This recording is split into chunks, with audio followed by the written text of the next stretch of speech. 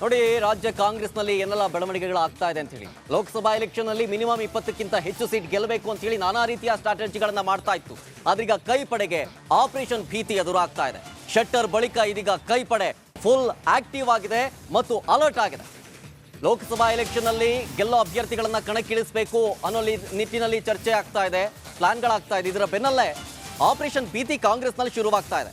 ಯಾವಾಗ ಜಗದೀಶ್ ಶೆಟ್ಟರ್ ಅವರು ಬಿಜೆಪಿಗೆ ಸೇರ್ಪಡೆಯಾದ್ರು, ಇದರ ಬೆನ್ನಲ್ಲೇ ಆಪರೇಷನ್ ಭೀತಿ ಕಾಡ್ತಾ ಇದೆ ಕಾಂಗ್ರೆಸ್ಗೆ. ಬಿಜೆಪಿಯ ಈ ತಂತ್ರಕ್ಕೆ ಪ್ರತಿತಂತ್ರವನ್ನ ಕೈಪಡೆ ರೂಪಿಸ್ತಾ ಇದೆ. ಇದು ರಿಪಬ್ಲಿಕ್ ಕನ್ನಡದ ಎಕ್ಸ್ಕ್ಲೂಸಿವ್ ವರದಿ. ರಿವರ್ಸ್ ಆಪರೇಷನ್ಗೆ ಕಾಂಗ್ರೆಸ್ ನಾಯಕರು ಪ್ಲಾನ್ ಅನ್ನ ಮಾಡ್ಕೊಳ್ತಾ ಇದ್ದಾರೆ ಅನ್ನೋ ಎಕ್ಸ್ಕ್ಲೂಸಿವ್ ಡೀಟೇಲ್ ಸಿಗ್ತಾ ಇದೆ. 30ರಿಂದ 35 ಮೈತ್ರಿ ನಾಯಕರಿಗೆ ಗಾಳವನ್ನ ಹಾಕೋದಕ್ಕೆ ಕಾಂಗ್ರೆಸ್ ಸಿದ್ಧತೆಯನ್ನ ಮಾಡ್ಕೊಳ್ತಾ ಇದೆ. ಹೈಕಮಾಂಡ್ನಿಂದ ಸಿಎಂ ಡಿಸಿಎಂಗೆ ಮಹತ್ವದ ಸೂಚನೆ ಇದರ ಬಗ್ಗೆ ಕೊಟ್ಟಿದೆ. ಈ ನಡುವೆ ತಮ್ಮ ಶಾಸಕರನ್ನ ಹಿಡಿದಿಟ್ಟುಕೊಳ್ಳೋದಕ್ಕೂ ಕೂಡ ಸೂಚನೆಯನ್ನ ಕೊಡಲಾಗಿದೆ.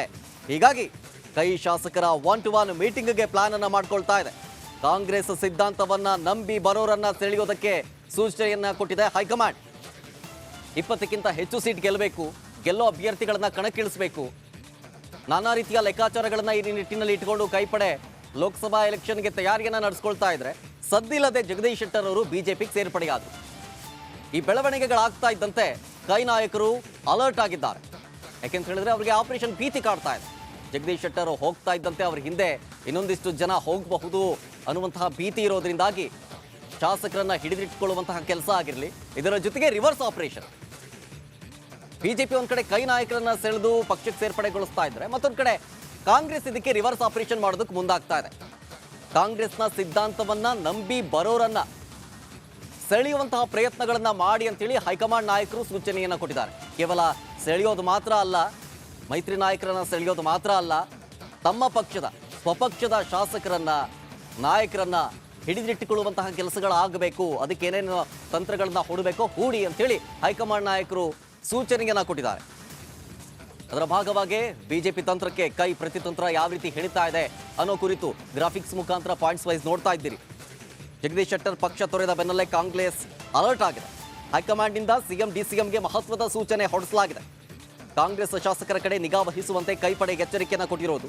ಬಿಜೆಪಿ ಜೊತೆ ಕೆಲ ಶಾಸಕರ ಸಂಪರ್ಕ ಹಿನ್ನೆಲೆಯಲ್ಲಿ ಸಿಎಂ ಹಾಗೆ ಡಿ ಕೆ ಶಿವಕುಮಾರ್ ಇಬ್ರು ಕೂಡ ಅಲರ್ಟ್ ಆಗಿರಬೇಕು ಅಂತ ಹೇಳಿ ಸೂಚನೆ ಕೊಟ್ಟಿದ್ದಾರೆ.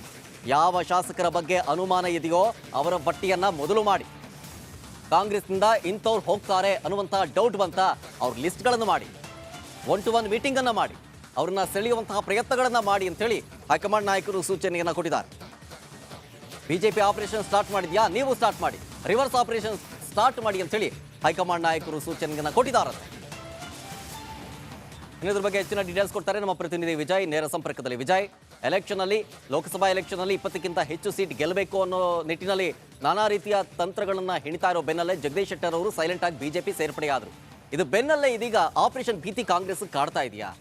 ಜೊತೆಗೆ ಅಸಮಾಧಾನಿತರು ಯಾರ್ಯಾರಿದ್ದಾರೆ ಅಂತವ್ರನ್ನ ಸೆಳೆಯುವಂತಹ ಪ್ರಯತ್ನಗಳಿಗೆ ಯಾವ ರೀತಿ ಸಾಗ್ತಾ ಇದೆ ಅಂತ ಹೇಳಿ ವಿಜಯ್? ಶರತ್, ಜಗದೀಶ್ ಶೆಟ್ಟರ್ ಅವರು ಬಿಜೆಪಿ ಸೇರಿದ ಬೆನ್ನಲ್ಲೇ ಕೂಡ ಕಾಂಗ್ರೆಸ್ಗೆ ದೊಡ್ಡ ಮಟ್ಟದ ಶಾಕ್ ಆಗಿರುವಂತದ್ದು, ದೊಡ್ಡ ಮಟ್ಟದ ಆಘಾತ ಆಗಿರುವಂತದ್ದು. ಯಾಕಂದ್ರೆ ಸೈಲೆಂಟ್ ಆಗಿ ಬಿಜೆಪಿ ಆಪರೇಷನ್ ಕಮಲವನ್ನ ಮಾಡಿರುವಂತದ್ದು. ಈ ಹಿನ್ನೆಲೆಯಲ್ಲಿ ಕಾಂಗ್ರೆಸ್ ಹೈಕಮಾಂಡ್ ಅಲರ್ಟ್ ಆಗಿರುವಂತದ್ದು. ಖುದ್ದು ಮಲ್ಲಿಕಾರ್ಜುನ್ ಖರ್ಗೆ ಅವರು ಮುಖ್ಯಮಂತ್ರಿ ಸಿದ್ದರಾಮಯ್ಯ ಮತ್ತು ಡಿ ಕೆ ಶಿವಕುಮಾರ್ ಅವರಿಗೆ, ಅದರಲ್ಲೂ ವಿಶೇಷವಾಗಿ ನಿನ್ನೆ ಡಿ ಕೆ ಶಿವಕುಮಾರ್ ಜೊತೆ ನಡೆದಂತ ಸಭೆಯಲ್ಲಿ ಖುದ್ದು ಖಡಕ್ ಸೂಚನೆಯನ್ನು ಕೊಟ್ಟಿರುವಂತದ್ದು ಹೈಕಮಾಂಡ್ ನಿಂದ. ಅಂದ್ರೆ ಕಾಂಗ್ರೆಸ್ ನಲ್ಲಿರುವಂತಹ ಒಂದಷ್ಟು ಜನ ಶಾಸಕರಿಗೆ ಈಗಾಗಲೇ ಕೂಡ ಬಿಜೆಪಿ ಗಾಳ ಹಾಕಿರುವಂತದ್ದು. ಸುಮಾರು 25-30 ಜನ ಶಾಸಕರಿಗೆ ಸಂಬಂಧಪಟ್ಟ ಸಂಪರ್ಕದಲ್ಲಿದ್ದಾರೆ ಅನ್ನುವಂಥದ್ದು ಅನುಮಾನ ಬಂದಿರುತ್ತದೆ. ಅಂದ್ರೆ ಕಾಂಗ್ರೆಸ್ನ ಶಾಸಕರು, ಯಾಕಂದ್ರೆ ಅನಿರೀಕ್ಷಿತ ಬೆಳವಣಿಗೆಯಲ್ಲಿ ಜಗದೀಶ್ ಶೆಟ್ಟರ್ ಹೋಗಿದ್ದು, ಅದೇ ರೀತಿ ಸೌದಿ ಅವರು ಕೂಡ ಏನೋ ಅವ್ರಿಗೂ ಕೂಡ ಹೋಗುವಂತ ಸಂಬಂಧಪಟ್ಟಂತೆ ಬಿಜೆಪಿ ಒಂದು ರೀತಿಯ ಪ್ಲಾನ್ ಅನ್ನ ಮಾಡ್ತಾ ಇರ್ತದೆ. ಈ ಎಲ್ಲಾ ಹಿನ್ನೆಲೆಯಲ್ಲಿ ಮುಂದಿನ ಲೋಕಸಭಾ ಚುನಾವಣೆಗೆ ಇದರ ಒಂದು ಒತ್ತ ಬೀಳುತ್ತೆ ಮತ್ತು ಬೇರೆ ಸಂದೇಶ ಹೋಗುತ್ತೆ. ಈ ಹಿನ್ನೆಲೆಯಲ್ಲಿ ಅಲರ್ಟ್ ಆಗಿರ್ಬೇಕು ಅಂತ ಯಾರ್ಯಾರು ಅಸಮಾಧಾನಗೊಂಡಿದ್ದಾರೆ ಕೈ ಶಾಸಕರು, ಕಾಂಗ್ರೆಸ್ನ ಶಾಸಕರು, ಅವರ ಜೊತೆ ಸಂಪರ್ಕದಲ್ಲಿರ್ಬೇಕಂತ ಮುಖ್ಯಮಂತ್ರಿ ಸಿದ್ದರಾಮಯ್ಯ ಮತ್ತು ಡಿ ಕೆ ಶಿವಕುಮಾರ್ಗೆ ಹೈಕಮಾಂಡ್ ಸೂಚನೆ ಕೊಟ್ಟಿರುವಂತದ್ದು. ಜೊತೆಗೆ ಆ ಶಾಸಕರನ್ನ ಪಟ್ಟಿ ಮಾಡೋದು ಅನುಮಾನ ಇರುವಂತದ್ದು. ಒಂದಷ್ಟು ಜನ ಶಾಸಕರು ಅಸಮಾಧಾನಗೊಂಡಿರುವಂತಹ ಶಾಸಕರು ಎಲ್ಲಿ ಬಿಜೆಪಿಗೆ ಹೋಗ್ತಾರೆ ಅನ್ನೋ ಒಂದು ಅನುಮಾನ ಇದೆ. ಆ ಶಾಸಕರ ಜೊತೆ ಒಟ್ಟು ಮಾತಾಡಿ ಮತ್ತು ಯಾರ್ಯಾರ ಬೇಡಿಕೆಗಳು ಏನಿದೆ ಅದು ಸಂಬಂಧಪಟ್ಟ ಅನುದಾನ ಇರ್ಬೋದು, ಅದೇ ರೀತಿ ಅವರ ಒಂದು ಬೇಡಿಕೆಗಳಿಗೆ ಸಂಬಂಧಪಟ್ಟಂತೆ ಸ್ಪಂದನೆ ಮಾಡಿ ಅಂತ ಸೂಚನೆ ಕೊಟ್ಟಿರುವಂತದ್ದು. ಮತ್ತು ಎಲ್ಲಾ ಶಾಸಕರ ಮೇಲೆ ನಿಗಾ ಇರಿಸಬೇಕು ಅಂತ. ಯಾಕಂದ್ರೆ ಜಗದೀಶ್ ಶೆಟ್ಟರ್ ಪಕ್ಷ ಬಿಡೋ ಸಂಬಂಧಪಟ್ಟಂತೆ ಸುಳಿವೇ ಇರ್ಲಿಲ್ಲ. ಜೊತೆಗೆ ಶೆಟ್ಟರ್ ಆದಿಯಲ್ಲಿ ಒಂದಷ್ಟು ಜನ ಶಾಸಕರು ಹೋಗುವಂತ ಸಂಬಂಧಪಟ್ಟಂತೆ ಈಗಾಗಲೇ ಕೂಡ ಬಿಜೆಪಿ ನಾಯಕರು ಹೇಳ್ತಾ ಇರೋದು ಲೋಕಸಭಾ ಚುನಾವಣೆಗಿಂತ ಮುಂಚೆ ನೋಡಿ ಏನಾಗುತ್ತೆ ಅನ್ನೋಂಥದ್ದು. ಅಂದ್ರೆ ಈಗಾಗಲೇ ಕೂಡ ಸುಳಿವನ್ನು ಕೊಟ್ಟಿರುವಂತ ಹಿನ್ನೆಲೆಯಲ್ಲಿ ಕಾಂಗ್ರೆಸ್ ಹೈಕಮಾಂಡ್ ಅಲರ್ಟ್ ಆಗಿರುವಂತದ್ದು, ಶಾಸಕರನ್ನ ಹಿಡಿದಿಟ್ಕೊಳ್ಳುವ ನಿಟ್ಟಿನಲ್ಲಿ ಒಂದು ರೀತಿಯಲ್ಲಿ ಅಲರ್ಟ್ ಆಗಿರೋ ಜೊತೆಗೆ ಒಂದಷ್ಟು ಕಸರತ್ತುಗಳನ್ನ ರಣತಂತ್ರಗಳನ್ನ ರೂಪಿಸ್ತಾ ಇರುವಂತದ್ದು ಶರತ್. ಮತ್ತೊಂದು ಕಡೆ ವಿಜಯ್, ಹೈಕಮಾಂಡ್ ಸೂಚನೆ ಕೊಟ್ಟಿರೋದು ಯಾರ್ಯಾರು ಪಕ್ಷ ಬಿಟ್ಟು ಬಿಜೆಪಿಗೆ ಹೋಗ್ತಾರೆ ಅನ್ನುವಂಥ ಡೌಟ್ ಇದ್ರೆ ಅಂಥವ್ರ ನೇಮನ್ನ ಪಟ್ಟಿ ಮಾಡಿ ಅಂತ ಹೇಳ್ತಾ ಇದೆ.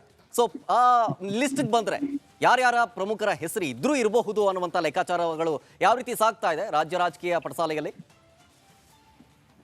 ಶರತ್, ಒಂದೊಂದು ಸತ್ಯ ರಾಜಕಾರಣದಲ್ಲಿ ಯಾವಾಗ ಏನ್ ಬೇಕಾದ್ರೂ ಕೂಡ ಆಗ್ಬೋದು. ಈಗಾಗಲೇ ಕೂಡ ಬಿಹಾರದಲ್ಲಿ ನಡೆದಿರುವಂತ ಉದಾಹರಣೆ ನೋಡಬಹುದು. ಅಂದ್ರೆ ಅಲ್ಲಿ ಸರ್ಕಾರನ ಕೂಡ ಈಗ ಬದಲಾವಣೆ ಆಗಿರುವಂತದ್ದು.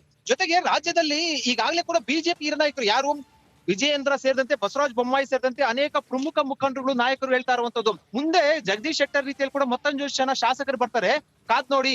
ಲೋಕಸಭಾ ಚುನಾವಣೆಗಿಂತ ಮುಂಚೆನೆ ಕೂಡ ಒಂದಷ್ಟು ಕ್ರಾಂತಿ ಆಗ್ಲಿದೆ, ಒಂದಷ್ಟು ಮಹತ್ತರ ಬದಲಾವಣೆ ರಾಜ್ಯ ರಾಜಕೀಯದಲ್ಲಿ ಆಗ್ಲಿದೆ ಅಂತ ಹೇಳೋ ಮೂಲಕ ಒಂದು ರೀತಿಯಲ್ಲಿ ಒಂದು ಸಂದೇಶವನ್ನ ಕೊಟ್ಟಿರುವಂತದ್ದು. ಈ ಹಿನ್ನೆಲೆಯಲ್ಲಿ ಕಾಂಗ್ರೆಸ್ ನ ಒಂದೊಂದು ಸತ್ಯ, ಕಾಂಗ್ರೆಸ್ ನಲ್ಲಿರುವಂತಹ ಒಂದಷ್ಟು ಜನ ಶಾಸಕರ ಅಸಮಾಧಾನಗೊಂಡಿದ್ದಾರೆ. ಅದು ಕ್ಷೇತ್ರದಲ್ಲಿ ಅನುದಾನ ಸಿಗದೇ ಇರುವಂತದ್ದು ಮತ್ತು ಒಂದಷ್ಟು ಮುಖಂಡರ ನಡವಳಿಕೆ ಹಿನ್ನೆಲೆಯಲ್ಲಿ ಒಂದಷ್ಟು ಅಸಮಾಧಾನಗೊಂಡಿರುವಂತದ್ದು. ಈ ಹಿನ್ನೆಲೆಯಲ್ಲಿ ಅಂತ ಶಾಸಕರ ಜೊತೆ ಏನಾದ್ರೂ ಕೂಡ ಬಿಜೆಪಿ ಸಂಪರ್ಕ ಮಾಡಿ ಒಂದಷ್ಟು ಸೆಳೆಯುವಂತ ಯತ್ನ ಮಾಡಬಹುದು ಅನ್ನೋದು ಒಂದಷ್ಟು ಲೆಕ್ಕಾಚಾರ ಇರುವಂತದ್ದು. ಈ ಹಿನ್ನೆಲೆಯಲ್ಲಿ ಅಲರ್ಟ್ ಆಗಿರುವಂತದ್ದು. ಅದೇ ಅಷ್ಟು ಸುಲಭನ ಅನ್ನೋದು ಕೂಡ ಒಂದು ಚರ್ಚೆ ಆಗ್ತಾ ಇರುವಂತದ್ದು. ಯಾಕಂದ್ರೆ ಸರ್ಕಾರ ಬಿಡಿಸುವಷ್ಟು ಶಾಸಕರ ಸೆಳೆಯುವಂತ ಸಾಧ್ಯತೆ ಇದೆ ಅಂತ. ಆದ್ರೆ ಈ ಹಿಂದಿನ ಉದಾಹರಣೆಗಳು ನೋಡೋದಾದ್ರೆ ಒಂದಷ್ಟು ಚರ್ಚೆಗಳು ಇರುವಂತದ್ದು ರಾಜ್ಯ ರಾಜಕೀಯದಲ್ಲಿ. ಈ ಹಿನ್ನೆಲೆಯಲ್ಲಿ ಕಾಂಗ್ರೆಸ್ ಹೈಕಮಾಂಡ್ ಯಾವ್ದು ರಿಸ್ಕ್ ತೆಗೆದುಕೊಳ್ಳೋದು ಬೇಡ ಅಂತ ಮನಗಂಡು ಶಾಸಕರ ಯಾರ್ಯಾರು ಅಸಮಾಧಾನಗೊಂಡಿದ್ದಾರೆ